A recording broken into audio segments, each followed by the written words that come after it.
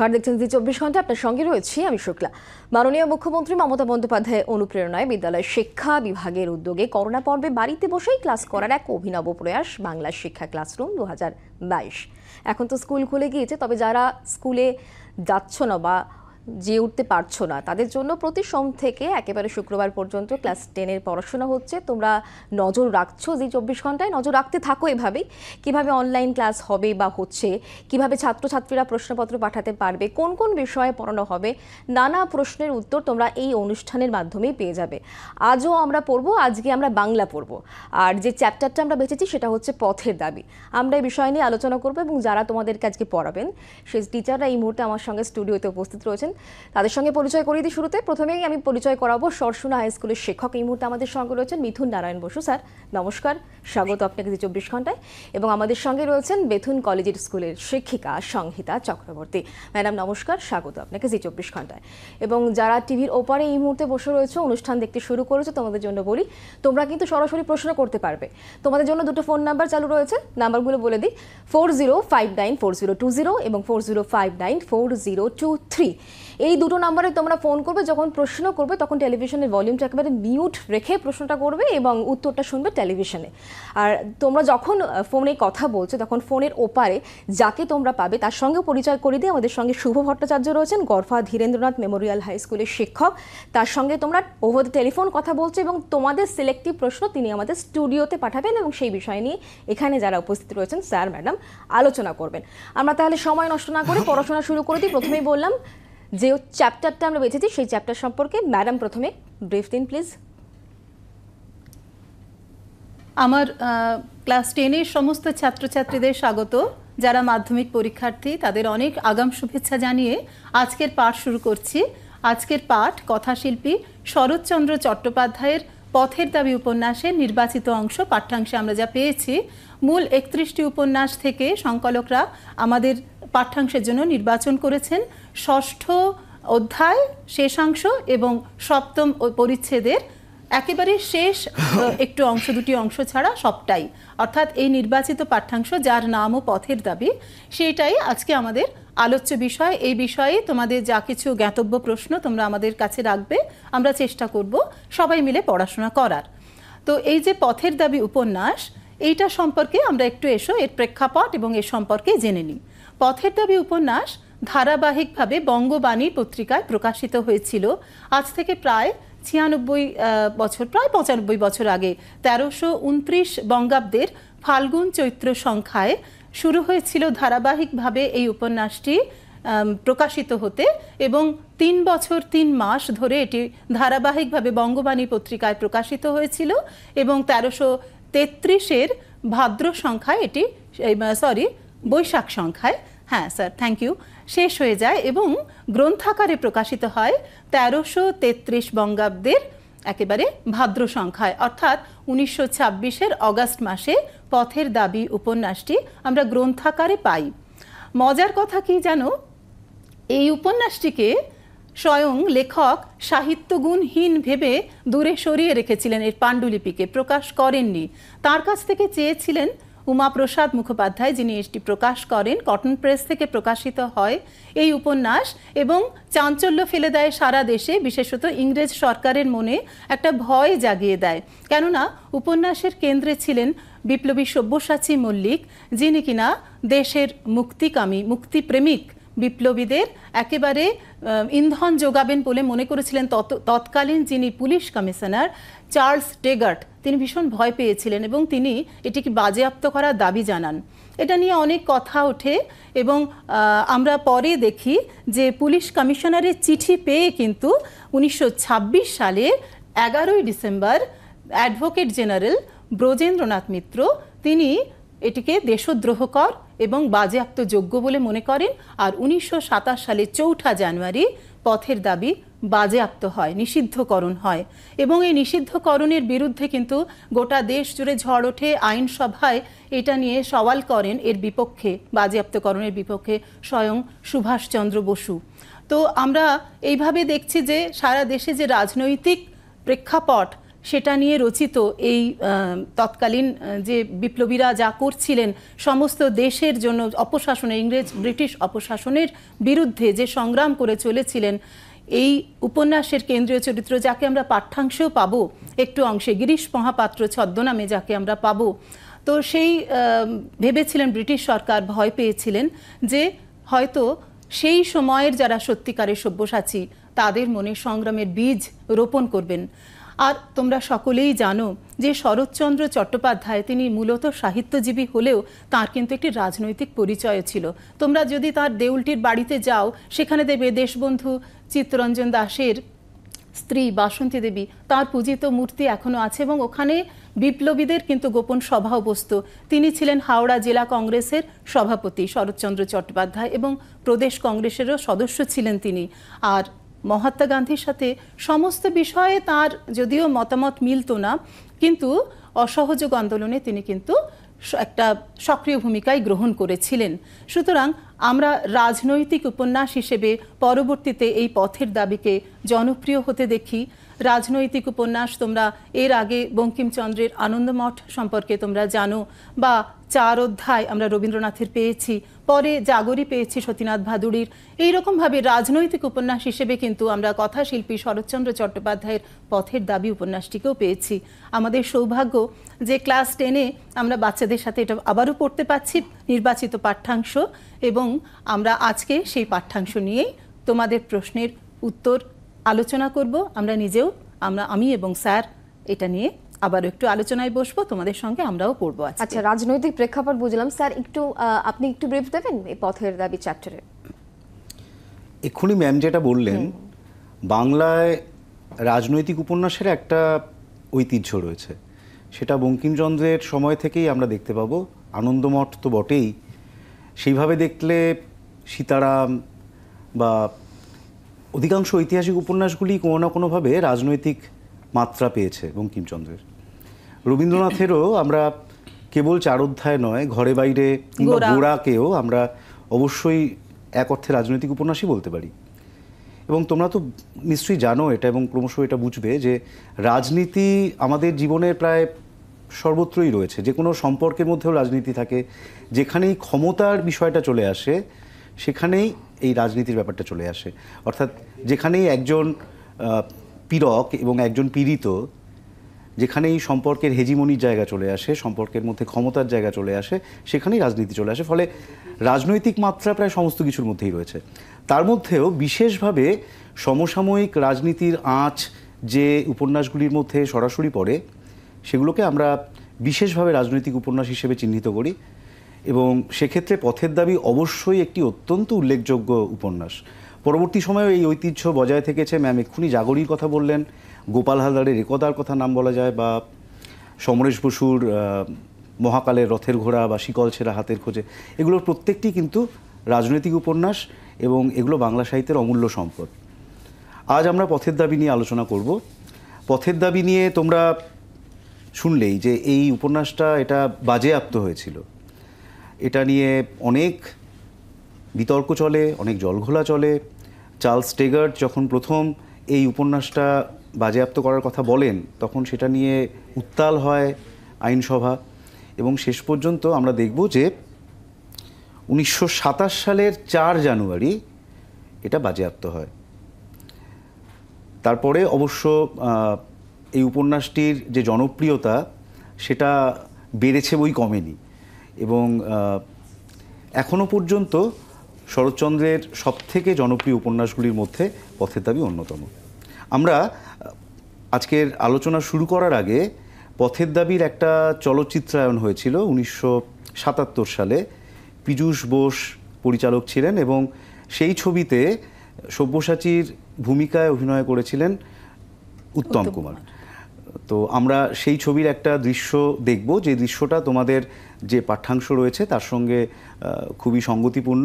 তো সুতরাং আমরা আগে একটুখানি এই ক্লিপটা দেখে ফেলি।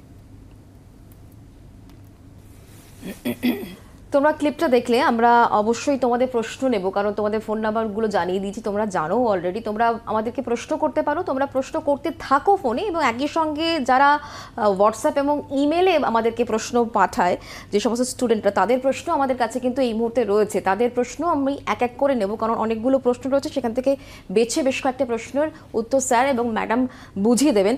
আমি প্রথম প্রশ্নটা বলি, উত্তরটা দিতে যেহেতু একটু সময় লাগবে তাই উত্তরটা আমরা পরে নেব। আমি প্রশ্নটা শুনিয়ে যাই। দেবলীনা ব্যানার্জি আমাদেরকে প্রশ্ন পাঠিয়েছে, Belur Khamarpara high school, Howrah student. সে প্রশ্ন করেছে, শরৎচন্দ্র রচিত পথের দাবি উপন্যাসের প্রধান চরিত্র সব্যসাচীর চরিত্র বর্ণনা করো। তো এই বিষয়ে আমরা স্যার এবং ম্যাডামের কাছ থেকে অবশ্যই বুঝবো, কিন্তু যেহেতু আমাদের একটা বিরতির সময় হয়েছে, আমরা বিরতি নিচ্ছি। বিরতির পর এক্ষুনি ফিরে আসছি, তোমরা কোথাও যেও না, সঙ্গে থাকো।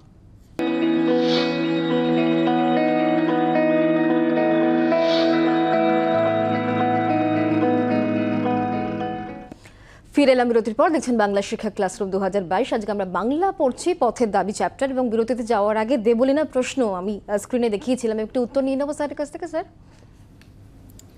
সব্যসাচীর চরিত্র আলোচনা করতে হবে, দেবলীনার প্রশ্ন এটি।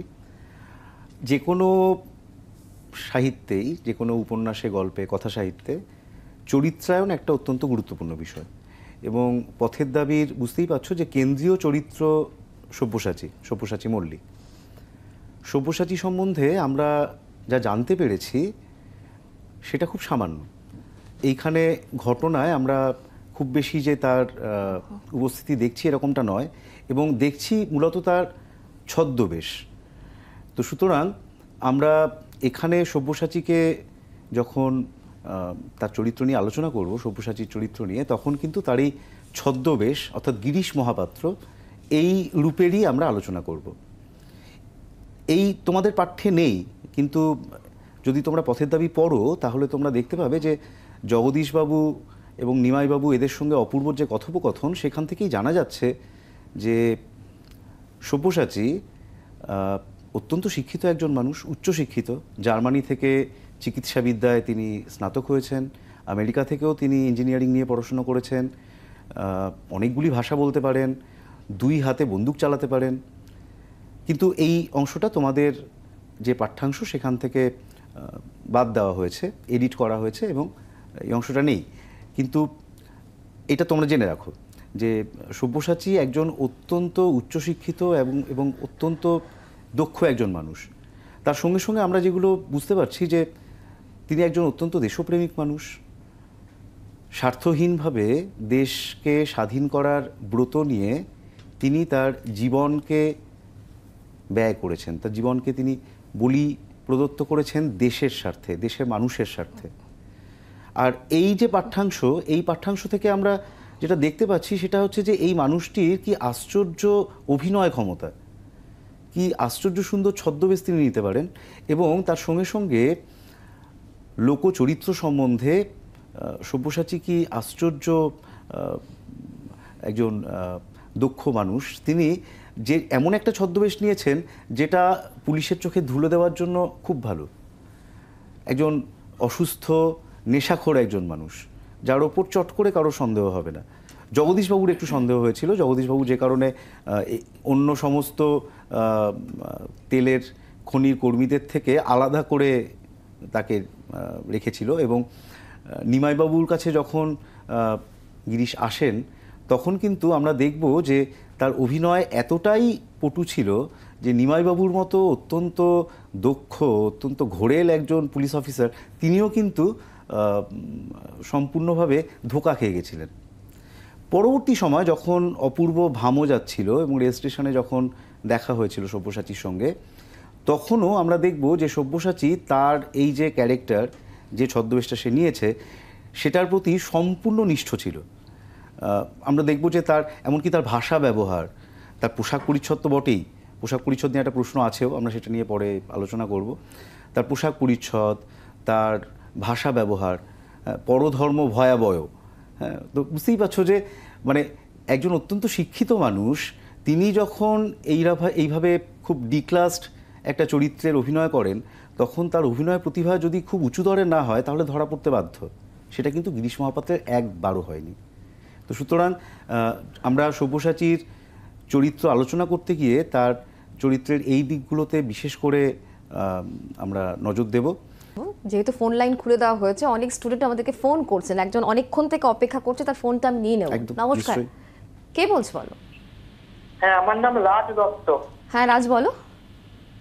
হ্যাঁ, আমার প্রশ্ন ছিল যে যাকে খুঁজছেন তার কালচার কোথার একবার ভেবে দেখুন। বক্তা কে, কালচার কোথার, এর অর্থ কি? রাজ, আমি এক্ষুনি বোধহয় এই জায়গাটাই বলছিলাম। বক্তা তো তুমি বুঝতেই পারছো, বক্তা অপূর্ব রাজ বলছে। টেলিফোনটা রেখে দাও, টেলিভিশনে শুনতে থাকো। স্যার বলুন। অপূর্ব এটা নিমাইবাবুকে বলছেন। এবং কালচার মানে দেখো, একজন মানুষ তিনি খুব উচ্চশিক্ষিত এবং তিনি বিদেশ থেকে ডিগ্রি নিয়ে এদেশে এসছেন। ফলে আমাদের একটা এই ধরনের ধারণা থাকে যে যারা উচ্চশিক্ষিত এবং যারা বিশেষত বিদেশ থেকে ডিগ্রি নিয়ে এসছেন তারা খুবই সংস্কৃতি মনস্ক। তো সুতরাং এখান থেকেই বুঝতে হবে যে সব্যসাচীর ছদ্মবেশটা কতটা কার্যকরী হয়েছিল। কেননা যখনই আমরা কোনো একজন মানুষকে নিয়ে ভাবি, বিশেষ করে তিনি যদি অচেনা মানুষ হন, তাহলে তার সম্বন্ধে নানা রকম প্রিকনসিভ নোশন আমাদের মধ্যে থাকে, তার সম্বন্ধে আমরা নানা রকম প্রাক ধারণা সেটা কিন্তু আমরা পোষণ করি মনে। তো সুতরাং একজন মানুষ পলিটিক্যাল সাসপেক্ট, এত বড় মাপের একজন বিপ্লবী, সুতরাং স্বাভাবিকভাবেই তার যে ছবিটা, যে মানসচিত্রটা মনের মধ্যে আঁকা হয়, তার সঙ্গে কিন্তু গিরিশ মহাপাত্রের কোনো মিল নেই। অপূর্বের এই যে উক্তি, এই উক্তির কারণ এটাই। একটা কথা আমি একটু খুব সংক্ষেপে যে শেষের কবিতায় রবীন্দ্রনাথের একটা কথা আমাদের খুব মনে পড়ছে কালচার সম্পর্কে, যে কমল হিরেকে বলা হয়, কমল হিরের পাথরটাকে বলি বিদ্যে, আর তার থেকে যে দীপ্তিটা বেরোয় তাকে বলি কালচার। তো সুতরাং শিক্ষিত মানুষের যে আচার আচরণ, সংস্কৃতি সম্পন্ন যে আচরণ, যে বক্তব্য পেশ করার যে ভঙ্গি, সমস্ত কিছুকেই বলে আমরা সাধারণত কালচার বলে থাকি, যা কিনা সব্যসাচীর কাছে আমাদের আশা করার ছিল পাঠকের এবং ওখানে নিমাই বাবুর। সেটা পাওয়া যাচ্ছে না গিরিশ মহাপাত্রের ভেতরে। তাই জন্য অপূর্ব এই কথা বলেছে নিমাই বাবুকে যে কাকাবাবু যাকে খুঁজছেন তার কালচারটা ভেবে দেখুন। অর্থাৎ অপূর্ব কিন্তু আড়াল করতে চাইলেন সব্যসাচীকে, সবটা জেনে বুঝে। আচ্ছা, এই সংক্রান্ত অনেকগুলো প্রশ্ন আছে এবং তোমরাও আমাদেরকে লাগাতার ফোন করছো, তোমাদের প্রশ্নের উত্তর তো অবশ্যই আমরা দেবো, প্রশ্ন নিয়ে আলোচনা করবো, অ্যাসাইনমেন্ট বলবো, নেক্সট ডে কি নিয়ে পড়াশোনা হবে সব জানাবো। একটা বিরতির সময় হচ্ছে, আবারও বিরতি নিচ্ছি, বিরতির পর এক্ষুনি ফিরে আসছি, কোথাও যাবে না, সঙ্গে থাকো।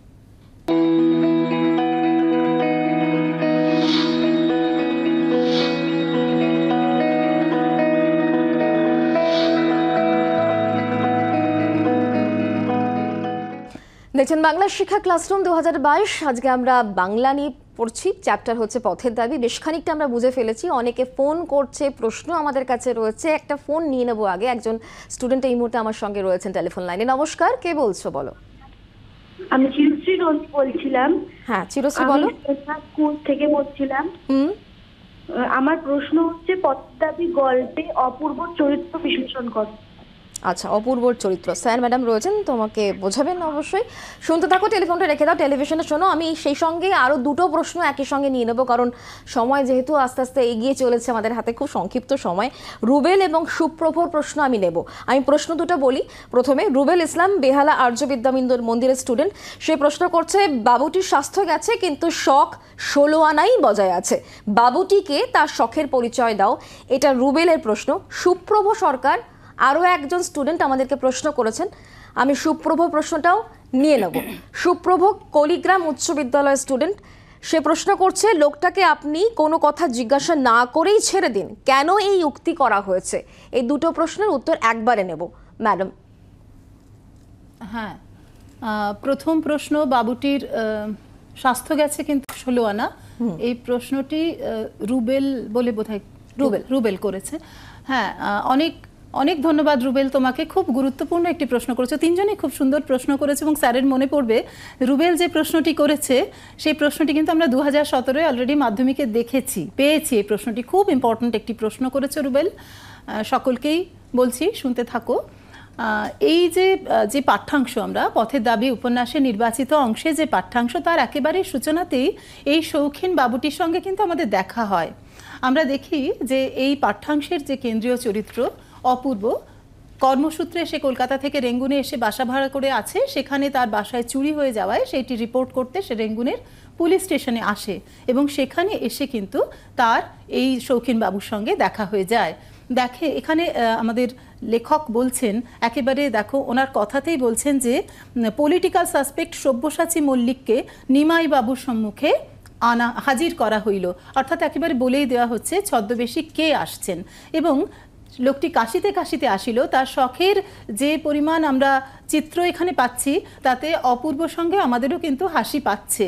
তোমরা পড়েছো, আরও একবার পড়ে নাও এই জায়গাটা, যেখানে সে পড়েছে রামধনু রঙের জাপানি সিল্কের পাঞ্জাবি এবং পরনে কালো মখমলের পাড় দেওয়া সূক্ষ্ম ধুতি, কাপড় বলছেন, শাড়ি বলছেন লেখক, আর একটি বাঘ আঁকা সিল্কের রুমাল তার পকেটে, আর নেবু তেলের গন্ধ মাখা তার চুল, রুক্ষ কঠিন চুল, সেই চুলের সামনের দিকটা একদম বড় বড় করে, আর কানের কাছে ঘাড়ের কাছে প্রায় নেই বললেই হয়। এই রকম একটি হাস্যকর পোশাক আশাক, তার সঙ্গে সে এমনভাবে কাশছে যে মনে হয় আয়ু আর বেশিক্ষণ নেই, অথচ তার হাতে রয়েছে হরিণের শিং বাঁধানো একটি ছড়ি এবং পায়ে জুতোয় পুরোটাই আগাগোড়া লোহার নাল লাগানো এইরকম একটি পাম্পশু। সেইটা পরে পকেটে তার খুঁজলে পাওয়া গেছে একটি গাঁজার কলকে, যেটা কিনা সে পথের থেকে কুড়িয়ে পেয়েছে এবং বলেছে যে নিজে খায় না, অন্যদের জন্য, অন্যরা কেউ চাইলে, সঙ্গী সাথীরা চাইলে সে সেজে দেবে বলে এতটাই সে পরোপকারী, সে পকেটে গুছিয়ে রেখে দিয়েছে। তাহলে শৌখিনতা চূড়ান্ত। এতদিনে জাহাজে যাত্রার ধকলে তার হয়তো একটু নোংরা হয়ে গেছে পোশাক আশাক, কিন্তু তাকে একটা অদ্ভুত রকম শৌখিন বলা যায়। আর এই শৌখিনতার কারণটাও কিন্তু আমরা এই উপন্যাসের নির্বাচিত অংশে স্পষ্ট হতে দেখেছি অপূর্ব সম্পর্কে। তোমরা যে আরেকজন যে প্রশ্নটি করেছে, শিরশ্রী ফোন করেছিল, অপূর্ব সম্পর্কে বলেছে, আর সুপ্রভ বলেছে যে পরের প্রশ্নটা যে কি যেন বলেন, লোকটাকে আপনি কোনো কথা জিজ্ঞেস না করে ছেড়ে দিন। এই যে একটা ছদ্মবেশ, যেখানে পলিটিক্যাল সাসপেক্ট সব্যসাচী মল্লিক লেখক স্বয়ং বলে দিচ্ছেন এবং অপূর্ব বুঝতে পারছে, অপূর্ব বুঝতে পেরেছে তার চোখের গহন দৃষ্টি দেখে। সুতরাং সে কিন্তু আরো একটু উস্কে বলছে যে লোকটিকে আপনি ছেড়ে দিন, কারণ নিমাই বাবু যিনি পুলিশের বড় কর্তা, তিনি কিন্তু খানিকটা বিভ্রান্তই হয়েছেন। তিনি কিন্তু গিরিশ মহাপাত্র ছদ্মনামধারী এই সব্যসাচী মল্লিককে চিনতে পারেননি এবং সেই কারণেই কিন্তু সেটাকেই তার বিভ্রান্তিকে আরেকটু উস্কে দিয়েছে অপূর্ব। সে কিন্তু বলেছে যে লোকটিকে আপনি আর জিজ্ঞাসা না করে ছেড়ে দিন, আমি জামিন থাকছি, এতদূর কথাও সে বলেছে। আপনি যাকে খুঁজছেন সে নয় কাকাবাবু।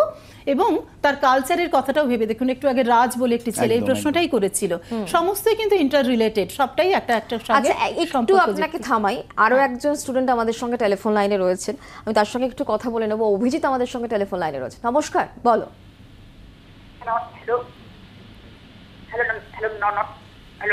শুনতে পাচ্ছি। আমি অভিজিৎ বলছি থেকে। আমার প্রশ্নটা হলো, পাঠ্যাংশে পথদাবী নামকরণের সার্থকতা বিচার করে। নামকরণের সার্থকতা। আচ্ছা অভিজিৎ, তুমি টেলিফোনটা রেখে দাও, শুনতে থাকো তুমি টেলিভিশনে। হ্যাঁ ম্যাডাম। হ্যাঁ, আমি যেটা বলছিলেন সেটা কন্টিনিউ করে তারপর অভিজিতের উত্তরটা। অর্থাৎ এই যে শৌখিনতা, বাবুটির স্বাস্থ্য গেছে, বোঝাই যাচ্ছে সে কাস্তে কাস্তে আসছে এবং লেখক সেখানে বলেছেন যে মনে হচ্ছে তার আয়ু আর বেশি দিন নেই, কিন্তু তার অপূর্ব দেখেছে যে তার চোখের মধ্যে সেই দীপ্তি আছে, তার প্রাণ শক্তি সেখানেই আছে এবং যে উদ্দেশ্যে সে এই শখটি বজায় রেখেছিল সেই উদ্দেশ্য পূরণও তার হয়েছে, কারণ পুলিশ স্টেশনে তাকে কেউ কিন্তু বুঝতে পারেনি যে সে সব্যসাচী মল্লিক, সেই উদ্দিষ্ট বিপ্লবী, এটা বুঝতে পারেনি। সুতরাং শখ তার সার্থক হয়েছে, এটা আমরা বলতেই পারি। আর যেটা প্রশ্ন আরেকটা এলো অপূর্ব চরিত্র সম্পর্কে, এখানে কিন্তু অপূর্ব চরিত্রের আমরা সেই সূক্ষ্ম দিকটা পেয়ে যাচ্ছি, তার যে সে যে গভীর অন্তর্দৃষ্টি সম্পন্ন সেটা বুঝতে পাচ্ছি। পুলিশ স্টেশনে কেউ বুঝতে না পারলেও সে কিন্তু সব্যসাচী মল্লিককে নির্ভুল চিনেছিল তার চোখের ওই গহন গভীর দৃষ্টিতে, যে এখানে খেলা করা চলে না, দূরে দাঁড়ানোটাই নিরাপদে শ্রেয়, এ কথা সে বুঝতে পেরেছে। সে যে দেশপ্রেমিক এটা আমরা পাঠ্যাংশ পড়তে পড়তে বুঝবো। সে তার বন্ধু রামদাস তলোয়ারকারকে যখন বলেছে, যার পিতৃবন্ধু নিমাই বাবুর তুলনায় সেই পুলিশ অফিসার নিমাই বাবু, যিনি কিনা শিকারীর মতো তাড়া করে বেড়াচ্ছেন সব্যসাচী মল্লিককে, যিনি দেশের মুক্তির জন্য কাজ করছেন, সেই রকম দেশ মুক্তিকামী যারা, নিজের দেশের তো বটেই, অন্যান্য বিভিন্ন দেশে, পৃথিবীর বিভিন্ন দেশে সমস্ত মুক্তিকামী লড়াকু মানুষের পাশে এসে থাকতে চায়, তাদের সে আত্মার আত্মীয় বলে মনে করে। এবং তলোয়ারকর যখন তাকে সাবধান করে দিয়েছে যে বন্ধু এই কথা বলার বিপদ অনেক, তিনি বলেছেন যে হ্যাঁ, সেই দুঃখ আমি মাথা পেতে নেব, কিন্তু তার দেশপ্রেম তাতে এতটুকু খাটো হয়নি এবং তিনি ভীষণভাবে তিনি বলেছেন, তোমার মতন আমি সাহসী নই, রামদাস তলোয়ারকরকে বলেছেন, আমি ভীরু, কিন্তু তার সঙ্গে তিনি দেশের মুক্তি চান। সেই জন্যই কিন্তু তিনি সব্যসাচীকে চিনতে পেরেও আড়াল করেছিলেন। এই দূরদৃষ্টি সম্পন্ন, বলা যায় গভীর অন্তর্দৃষ্টি সম্পন্ন এই যে একজন শিক্ষিত যুবক, যিনি কর্মসূত্রে MSc পাস, এই ছেলেটি কলকাতা থেকে কর্মসূত্রে বোথা কোম্পানির কর্মচারী হিসেবে রেঙ্গুনে এসেছিলেন, তিনি কিন্তু আমরা দেখতে পাচ্ছি গভীর অন্তর্দৃষ্টি সম্পন্ন, দেশপ্রেমিক, অত্যন্ত বিবেচক একজন মানুষ। এইভাবে আমরা কেন্দ্রীয় চরিত্র অপূর্বকে পাচ্ছি। তোমরা যখন লিখবে তখন কিন্তু অপূর্বর সঙ্গে নিমাইবাবুর কথোপকথন বা অপূর্বর সঙ্গে রামদাস তলোয়ারকরের কথোপকথন, যেখানে সে বাড়ির চুরি সম্পর্কে জানাচ্ছে, বলেছে প্রকৃত বন্ধু ওই মেয়েটিকে, কিন্তু সেখানে একটু সূক্ষ্ম ইঙ্গিত আছে যে সেও কিন্তু মনে করছে মেয়েটি চুরির সঙ্গে জড়িত, তার পরিচারক যে তেওয়ারি তার সঙ্গে সে সহমত। এই সমস্ত কিছু মিলিয়ে একজন বুদ্ধি বিবেচনাযুক্ত মানুষ হিসেবে আমরা কেন্দ্রীয় চরিত্র অপূর্বকে পাচ্ছি। এইভাবে কিন্তু তোমরা সংলাপগুলো খেয়াল করবে। আমি একটু যোগ করতে চাই। হ্যাঁ স্যার, কিছু বলবেন? অপূর্ব চরিত্রে আমরা বেশ কিছু কন্ট্রাডিকশনও দেখতে পাই। অপূর্ব এই যে বার্মাতে সে যে এসেছিল, তার একটা প্রধান কারণ সে জাতীয়তাবাদী আন্দোলনে যুক্ত হয়ে পড়েছিল এবং তার ফলে তার কারারুদ্ধ হওয়ার একটা সম্ভাবনা দেখা দেয় এবং সেটাকে এড়ানোর জন্যই কিন্তু সে বর্মায় আসে। তার মধ্যে দেশপ্রেম রয়েছে, তার মধ্যে অবশ্যই আত্মসম্মানের একটা বিষয় রয়েছে, যেটা আমরা রামদাসের সঙ্গে কথোপকথনের সূত্রে জানতে পারবো। কিন্তু একই সঙ্গে সঙ্গে এটাও লক্ষ্য করা দরকার যে অপূর্ব অত্যন্ত গোঁড়া একজন ব্রাহ্মণ। সে কিন্তু ভীষণ ধর্মভীরু এবং কোনো কোনো ক্ষেত্রে সাম্প্রদায়িক। অর্থাৎ ভারতী, তার যে মেয়েটি, খ্রিস্টান মেয়েটির কথা এখানে উল্লেখ করা হয়েছে, শুধুমাত্র সে খ্রিস্টান বলেই বোধহয় অপূর্ব তার প্রতি এই ধরনের সংশয়। এবং আমরা দেখব যে নানা রকমভাবে বিভিন্ন সংস্কার তার মধ্যে রয়েছে, যে কারণে সে একমাত্র রামদাসের সঙ্গেই রামদাসের স্ত্রীর পাঠানো খাবারই খায়। অব্রাহ্মণ কারোর ছোঁয়া কিংবা অন্য কোনো জাতির, মানে শুধুমাত্র হিন্দু তো বটেই, অন্য যে কোনো জাতির যে কোনো মানুষের ছোঁয়া কিন্তু সে এড়িয়ে চলে। এবং আমরা দেখব যে এই সমস্ত বিষয় নিয়েই অপূর্ব আমাদের সামনে প্রতিভাত হচ্ছে এমন একজন মানুষ হিসেবে, যে কিনা গড়পড়তা একজন ভারতীয়, গড়পড়তা একজন শিক্ষিত বাঙালি, যে স্বাধীনতা আন্দোলনে যুক্ত হতে চায় আবেগ থেকে, কিন্তু বিভিন্ন সংস্কারের নাগপাশ তাকে পিছন দিকে টেনে রাখে। হ্যাঁ, স্যারের জায়গাটাই, স্যার যেটা বললেন সেটার সঙ্গেই আমি একটু যোগ করে ওনার কথাতেই বলছি যে পাঠ্যাংশেই আছে, ভামো যাওয়ার পথে সে স্পর্শদোষ বাঁচিয়ে তবে ভোজ্য বস্তুগুলি গ্রহণ করছে এবং সায়ন সন্ধ্যা আহ্নিক এগুলি সে করে। ব্রাহ্মণ সন্তান হিসেবে তার একটা নিজস্ব ধারণা আছে, অর্থাৎ সে কিন্তু খুব গোঁড়া ব্রাহ্মণ। ঠিকই বলেছেন স্যার। চরিত্র বিভিন্ন দিক নিয়ে আমরা আলোচনা করলাম অপূর্ব। আমরা আরেকটা প্রশ্ন নিয়ে নিই স্যার। অঙ্কনা আমাদেরকে প্রশ্ন করেছেন, অঙ্কনা চক্রবর্তী, রাজকুমারী শান্তনাময়ী উচ্চ বালিকা বিদ্যালয়, পূর্ব মেদিনীপুর থেকে আমাদেরকে প্রশ্ন পাঠিয়েছে। প্রশ্নটা বলে দিচ্ছি, কিরূপ সদাশয় ব্যক্তি ইনি? উক্তিটির বক্তাকে উদ্দিষ্ট ব্যক্তিকে সদাশয় বলার কারণ কি? স্যার বলুন। অঙ্কনা, এটা একরকমভাবে আমরা মানে উত্তর হয়তো দিইনি, কিন্তু আমরা যে মুভি ক্লিপটা দেখাচ্ছিলাম ওইখানেই ওই অংশটা ছিল। এই যে গাঁজার যে কলকেটা গিরিশ মহাপাত্রের পকেট থেকে পাওয়া গেছিল, সেটা নিয়ে যখন প্রশ্ন করা হয় তখন সে বলে যে সে তার মালিক নয়, সে পথে কুড়িয়ে পেয়েছে মাত্র। তখন তাকে প্রশ্ন করা হয় যে যদি তুমি গাঁজা নাই খাও তাহলে তুমি কেন কলকেটা রেখেছো পকেটে? তখন গিরিশ মহাপাত্র একটা অপূর্ব উত্তর দেয়। সে বলে যে সে নিজে না খেলেও যদি কারোর কাজে লাগে এই ভেবে সে সেটাকে পকেটে রেখে দিয়েছে। এই সূত্রেই নিমাইবাবু তার অধস্তন কর্মচারী জগদীশবাবুকে উদ্দেশ্য করে এই উক্তিটি করছেন। এবং বুঝতেই পারছো যে এই উক্তিটির মধ্যে একটা শ্লেষ আছে। এখানে একটু আগে কথা হচ্ছিল যে ছদ্মবেশ ধারণে কতটা পটু সব্যসাচী মল্লিক, সেটার প্রমাণ আমরা পাবো তার এই পোশাক পরিচ্ছদ নির্বাচনে, এবং তার সঙ্গে সঙ্গে নাটক পুলিশের মন থেকে উধাও হয়ে যাচ্ছে। আচ্ছা, আরো একটা প্রশ্ন নিই। ম্যাডাম কিছু বলবেন নাকি আমি আরেকটা প্রশ্ন নিই? রুবেলের প্রশ্নটা কিন্তু এর সাথে ইন্টার রিলেটেড। স্যার খুব সুন্দর বলেন যে স্বাস্থ্য গেছে শখ ষোলো আনা। রুবেল তুমি এটাও কিন্তু নোট করো। স্যার খুব সুন্দর বলেন যে শখের মধ্যে কিন্তু এইগুলোও থাকছে, অর্থাৎ ছদ্মবেশের মধ্যে কিন্তু তার আচার আচরণও কিন্তু লক্ষণীয়। আচ্ছা বেশ, আর একটা প্রশ্ন নিই। অনিক চক্রবর্তী আমাদেরকে প্রশ্ন পাঠিয়েছে, Rahara Ramakrishna Mission Boys Home High School, উত্তর 24 পরগনা। অনেক প্রশ্ন করছে, বুড়ো মানুষের কথাটা শুনো, বুড়ো মানুষটিকে তার কোন কথা শুনতে বলা হয়েছে? স্যার আপনি বলুন। অনেক আমরা দেখতে পাচ্ছি যে মোটামুটি সবকটি খুব ইন্টার রিলেটেড। বুড়ো মানুষের কথাটা শুনো, এই কথাটা বলছেন নিমাইবাবু, এবং তিনি বলছেন যে যেহেতু গিরিশ মহাপাত্রের স্বাস্থ্যের অবস্থা খুব ভালো নয়, সুতরাং অবিলম্বে তার নেশা পরিত্যাগ করা উচিত। এবং এটা তিনি শুধুমাত্র যে পুলিশ অফিসার হিসেবে বলছেন তা নয়, একজন বয়স্ক মানুষ হিসেবে, একজন স্নেহশীল মানুষ হিসেবেই তিনি বলছেন। বুঝতেই পারছো যে সব্যসাচীর ছদ্মবেশ ধারণ কতটা সার্থক হয়েছে, যে পুলিশ একজন মানে শিকারী বাজ পাখির মতো ওত পেতে রয়েছে যে কখন ধরবো সব্যসাচীকে, তিনি সব্যসাচীকেই দয়া পরবশ হয়ে, স্নেহ পরবশ হয়ে বলছেন যে তুমি বাবা নেশাটা ছাড়ো, না হলে তুমি বেশি দিন বাঁচবে না। তো সুতরাং এই পুরো বিষয়টা থেকে সব্যসাচীর ছদ্মবেশ গ্রহণ কতটা সার্থক তারই প্রমাণ পাচ্ছি। আশা করি বুঝতে পেরেছো অনেক। এবার 6 নম্বর প্রশ্নে চলে যাই। ম্যাডাম কিছু তার আগে বলবেন, এখানে কিছু ইনক্লুড করতে চাইবেন? না না স্যার, যা বলেছেন ঠিক আছে, যথেষ্ট। আমি পরের প্রশ্ন যাই। শ্রেয়া সরকার আমাদেরকে প্রশ্ন করছেন, অলিগঞ্জ ঋষি রাজনারায়ণ বালিকা বিদ্যালয়ের স্টুডেন্ট, পশ্চিম মেদিনীপুর থেকে প্রশ্ন। কেবল আশ্চর্য সেই রোগা মুখের দুটি অদ্ভুত চোখের দৃষ্টি, কার কথা বলা হয়েছে? উদ্দিষ্ট ব্যক্তির চোখের দৃষ্টির বর্ণনা দাও। আচ্ছা ম্যাডাম। হ্যাঁ, শ্রেয়া বলছো? শ্রেয়া। হ্যাঁ, খুব সুন্দর প্রশ্ন করেছো শ্রেয়া। স্যার যেটা বলছেন বা আমরা বারে বারে দেখছি প্রত্যেকটা ইন্টার রিলেটেড, একেবারেই একটার সঙ্গে একটা সম্পর্কযুক্ত। আমরা প্রথমাংশেই দেখেছি যে সব্যসাচী মল্লিক পলিটিক্যাল সাসপেক্ট, তাকে ভেবে যাকে উপস্থিত করা হয়েছে রেঙ্গুনের পুলিশ স্টেশনে, সেই গিরিশ মহাপাত্রের চোখের দৃষ্টির কথা এখানে বলা হয়েছে। যে দৃষ্টি কিন্তু ওখানে পুলিশ স্টেশনে একমাত্র উপস্থিত আমাদের এই পাঠ্যাংশের কেন্দ্রীয় চরিত্র অপূর্বই কিন্তু শুধুমাত্র দেখেছে যে তার চোখে বলেছে যে এমন একটা গভীর অতল দৃষ্টি যেখানে খেলা করা চলে না, দূরে দাঁড়িয়ে থাকতে হয়।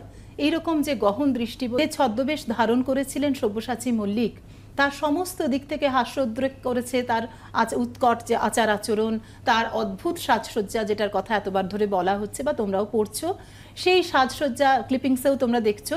সমস্ত কিছুর সঙ্গে কোথাও সব্যসাচী মল্লিক যান না। সেই যে কালচার যার অতখানি, বিদেশের ডাক্তার ডিগ্রিধারী যিনি, তার সাথে যায় না। কিন্তু একটু আমাদেরকে বুঝতে হবে, আমাদের হাতে যেহেতু সময় খুব সংক্ষিপ্ত, আমাকে একটা বিরতি নিতেই হবে। একটা বিরতি নিচ্ছি, বিরতির পর এই যে উত্তরটার জন্য ম্যাডামকে আমি থামালাম, এই বিরতির পর এই বিষয়ে আরেকটু জানবো, এবং একই সঙ্গে তোমরা যারা ফোন করছো তোমরা অবশ্যই প্রশ্ন করতে থাকো, আমরা উত্তর অবশ্যই দেবো। একটা বিরতি নিচ্ছি, বিরতির পর এক্ষুনি ফিরে আসছি, সঙ্গে থাকো।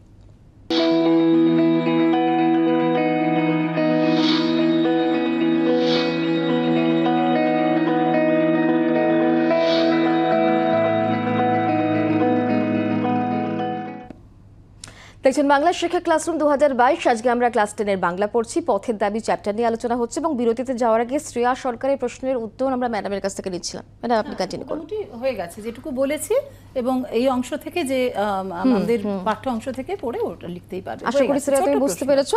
আচ্ছা, আমরা যখন আলোচনা করছিলাম আরো বেশ কিছু প্রশ্ন এসেছে, যেমন অভিজিৎ আমাদেরকে প্রশ্ন করেছে পথের দাবি নামকরণ, এই বিষয়ে একটা প্রশ্ন ছিল। হ্যাঁ হ্যাঁ হ্যাঁ, এটার উত্তর তাহলে দিয়ে দেওয়া যাক। হ্যাঁ, পথের দাবি নামকরণের কথা বলতে গিয়ে প্রথমে একটু মনে করিয়ে দিই যে আমরা যে আলোচনা শুরুতেই বলেছিলাম যে মূল উপন্যাসের নামও ছিল পথের দাবি।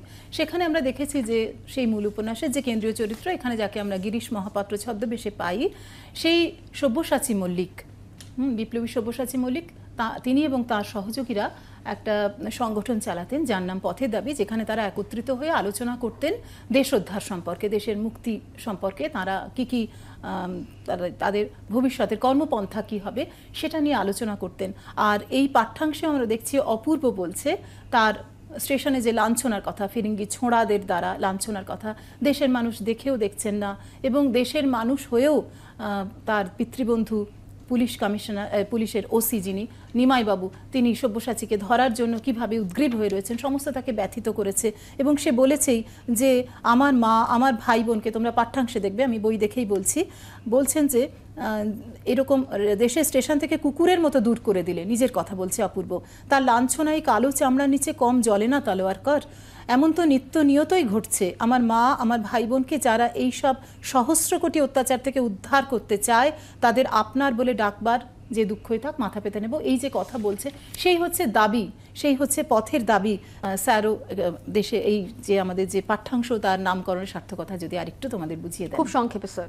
হ্যাঁ, তোমরা ইতিহাসে দেখেছো যে আমাদের যে জাতীয়তাবাদী আন্দোলন কংগ্রেস স্থাপনের পর থেকে একটা বড় সময় পর্যন্ত সেটা ছিল আবেদন নিবেদনের ওপর নির্ভরশীল। সেখান থেকে সহিংস পন্থার মধ্য দিয়ে স্বাধীনতা ছিনিয়ে নেওয়া, এইটাই হয়ে উঠেছিল সেই যুগের দাবি। আমরা দেখব যে আমাদের ভারতের যে স্বাধীনতা সংগ্রাম সেটা কিন্তু মূলত দুটি পথে বাহিত হয়েছে, একটি অহিংস পদ্ধতি আর একটি সহিংস পদ্ধতি। সব্যসাচী কিন্তু এই সহিংস পদ্ধতির সহিংস যে আন্দোলন, সেই আন্দোলনের একজন নেতা, এবং তাদের কাছে মনে হয়েছিল যে আবেদন নিবেদনের মধ্য দিয়ে কিংবা অহিংস আন্দোলনের মধ্য দিয়ে হয়তো স্বাধীনতা ছিনিয়ে নেওয়া সম্ভব নয়। যেরকম নজরুলের কবিতায় আছে যে বাঘকে যদি আমি ঘাস খেতে বলি, বাঘ কি ঘাস খাবে? খাবে না। তো সুতরাং স্বাভাবিকভাবেই যে সাম্রাজ্যবাদী শক্তি তার সমস্ত দাঁত নখ বের করে আমাদের দেশকে 250 বছর পরাধীন রেখেছিল, আমাদের দেশ থেকে বিভিন্ন রকম রিসোর্সেস তাদের নিজেদের দেশে নিয়ে গিয়ে সেখানে শিল্প বিপ্লব ঘটিয়েছিল, সেটাকে একমাত্র থামানো যায় সহিংস আন্দোলনের মধ্য দিয়ে, বিপ্লবের মধ্য দিয়ে। তো সুতরাং এটাই ছিল পথের দাবি, এটাই ছিল সেই যুগের দাবি, এবং এটাই ছিল জাতির দাবি। সেখান থেকেই পথের দাবি এই নামকরণটি সেটা সার্থকতা অর্জন করছে। আচ্ছা ম্যাডাম কিছু বোর্ড ওয়ার্ক করছেন, সেটা দেখতে দেখতে আমি একটুখানি বলে দিই। অ্যাসাইনমেন্ট রয়েছে যেমন থাকে প্রত্যেকদিন, তোমরা জানো। আমি অ্যাসাইনমেন্টগুলো একবার তোমাদেরকে বলে দিই, তোমরা এগুলো বাড়িতে অনুশীলন করবে। আমি এক এক করে বলছি। প্রথম অ্যাসাইনমেন্টটা তোমাদেরকে জানিয়ে দিই, তোমরা লিখে নিতে পারো কিংবা স্ক্রিনশট নিয়ে নিতে পারো। প্রথম অ্যাসাইনমেন্ট হচ্ছে পলিটিক্যাল সাসপেক্ট সব্যসাচী মল্লিককে নিমাই বাবুর সামনে আনা হলো, ঘটনাটির কারণ কি? সব্যসাচী মল্লিকের বেশভূষার বিবরণ দাও। এটা হলো প্রথম অ্যাসাইনমেন্ট। সেকেন্ড অ্যাসাইনমেন্টের দিকে নজর রাখি আমরা। টিফিনের সময় উভয় একত্র বসিয়া জলযোগ করিত, উভয়ের চরিত্রের বৈশিষ্ট্য আলোচনা করো। এটা হলো সেকেন্ড অ্যাসাইনমেন্ট তোমাদের জন্য। 3 নম্বর অ্যাসাইনমেন্টের দিকে নজর রাখি। বাবুজি এসব কথা বলার দুঃখ আছে, বক্তব্যের তাৎপর্য কি? থার্ড অ্যাসাইনমেন্ট এটা। ফোর্থ এবং লাস্ট অ্যাসাইনমেন্ট তোমাদের জন্য। ইচ্ছে করিলে আমি তোমাকে টানিয়া নিচে নামাইতে পারি, এই তাৎপর্যপূর্ণ উক্তিটির প্রসঙ্গ ও ব্যাখ্যা লেখো। এটা হলো লাস্ট অ্যাসাইনমেন্ট তোমাদের জন্য। আর একই সঙ্গে যেহেতু তোমরা বুঝতেই পারছো সময় আর নেই, তাই নেক্সট কি ক্লাস করব আমরা সেটাও বলে দেবো, প্রশ্ন কিভাবে পাঠাতে পারবে সেটাও তোমাদেরকে জানাবো। আমরা আগামীকাল ইংলিশ পড়ব, আর চ্যাপ্টারটার নাম তোমাদেরকে বলে দিই, দ্য পাসিং অ্যাওয়ে অফ বাপু। এটা হচ্ছে তোমাদের কালকের পড়াশুনো। এবং তোমরা প্রশ্নপত্র আজকে দুপুর 12টার মধ্যে পাঠাবে। কিভাবে পাঠাবে তোমরা জানো, ইমেল আইডিটা তাও একবার বলে দিচ্ছি, bsclassroom2022@gmail.com, এবং হোয়াটসঅ্যাপ নাম্বারটা তোমাদেরকে বলে দিই 9830409773। এই দুটো মাধ্যমে তোমরা প্রশ্নপত্র পাঠাতে থাকো। আজকে আমাদের হাতে আর একটুও সময় নেই, আমাদের অনুষ্ঠান শেষ করতে হবে। ম্যাডাম কিছু বলছেন কিন্তু আমি আর সময় দিতে পারবো না। যা শিখেছি আমরা তোমরা সেটাই অনুশীলন করো। খুব ভালো মতো স্যার এবং ম্যাডাম বুঝিয়ে দিয়েছেন। ধন্যবাদ আমাদের সময় দেওয়ার জন্য। আজ এখানে শেষ করছি। অন্যান্য সব খবরের জন্য দেখতে থাকুন জি 24 ঘন্টা।